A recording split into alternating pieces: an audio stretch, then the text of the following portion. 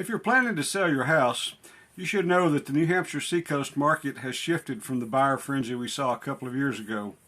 As a result, it's important to take the right steps to make your Portsmouth home appealing to potential buyers.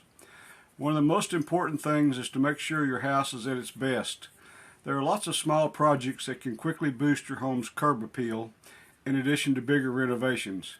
Just keep in mind that not all renovations have the same return on investment. This graph shows the typical cost recovery for some common remodeling projects.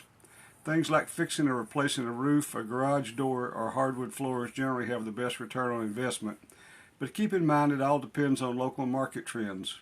That's why it's so important for us to work together before you start anything, so you know which updates have the biggest impact in our market.